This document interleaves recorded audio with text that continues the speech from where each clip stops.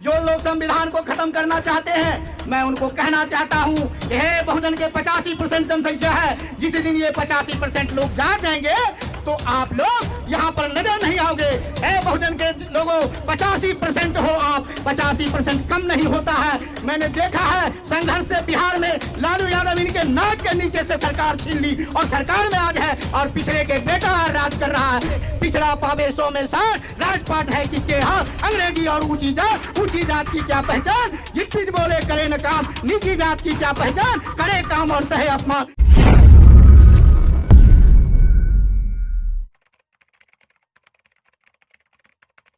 मैं अपनी बात एक ही बात से कहना चाहता हूं।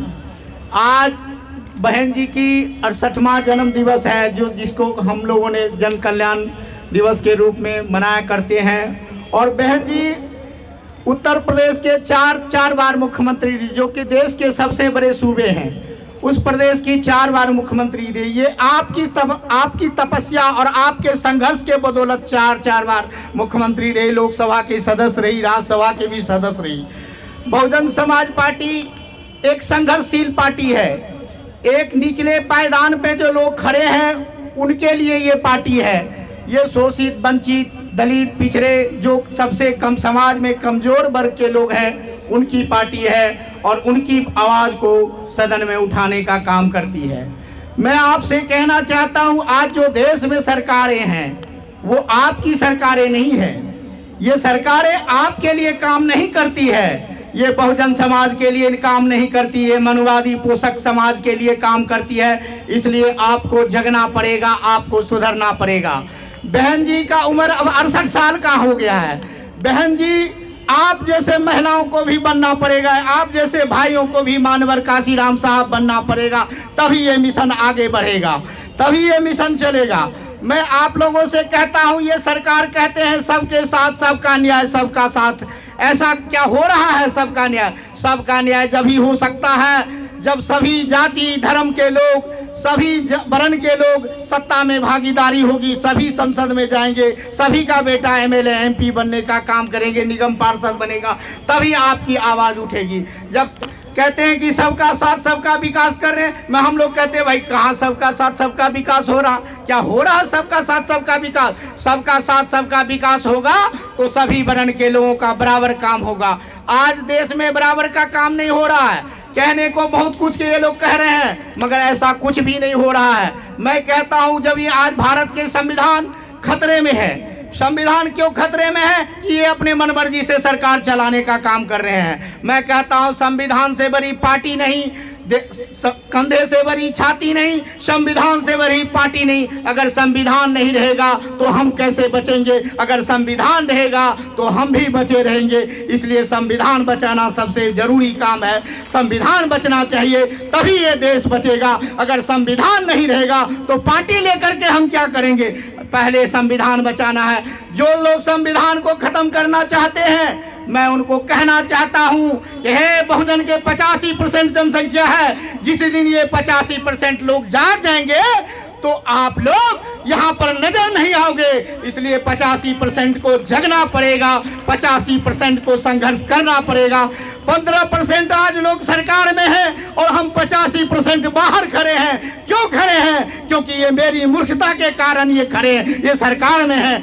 आज आपसे कहना चाहता हूं कि 85% की सरकार होनी चाहिए। जिसका बहुमत होता है वही तो सरकार में होता है। आज हम बाहर खड़े हैं और ये लोग सरकार में बैठे हुए हैं, हमारा काम करने के लिए नहीं चाह रहे हैं। आज संविधान खतरे में है दोस्तों, संविधान को बचाना पड़ेगा।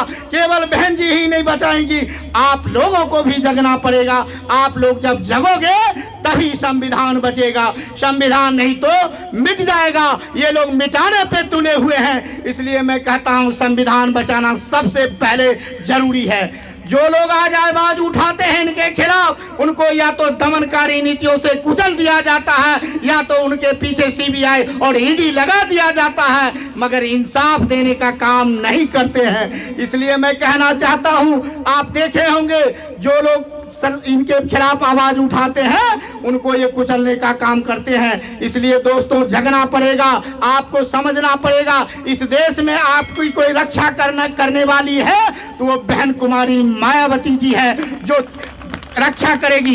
कहते हैं कि बहन जी ने क्या काम किया है। अरे उत्तर प्रदेश में जाकर देखो, पहले आप बस में चढ़ते थे तो अपनी जाति को छुपा करके चढ़ते थे। जब बहन जी की सरकार थी तो कहते थे हाँ हम हैं धोबी के बेटे, हम हैं पासी के बेटे, हम हैं जाटव के बेटे। बोलो क्या बात है, इस दाबी के साथ बात करते थे।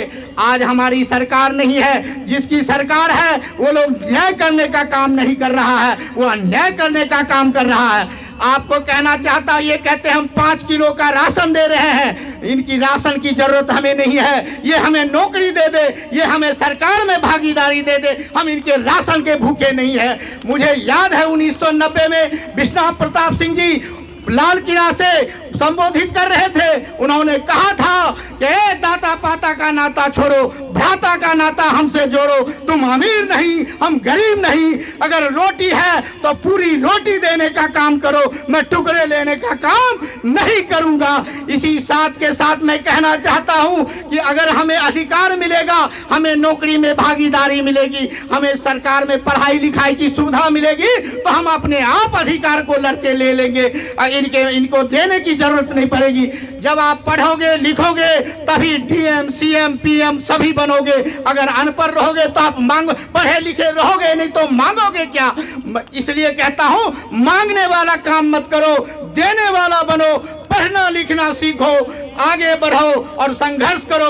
ए बहुजन के लोगों 85% हो आप, 85% कम नहीं होता है। मैंने देखा है संघर्ष से बिहार में लालू यादव इनके नाक के नीचे से सरकार छीन ली और सरकार में आज है और पिछड़े के बेटा राज कर रहा है। बिहार में 35 साल से पिछड़ा का बेटा राज कर रहा है। क्यों कर रहा है? क्योंकि बिहार के पिछड़े के बेटे जग चुका है, इसलिए पूरे देश में आपको जगना होगा।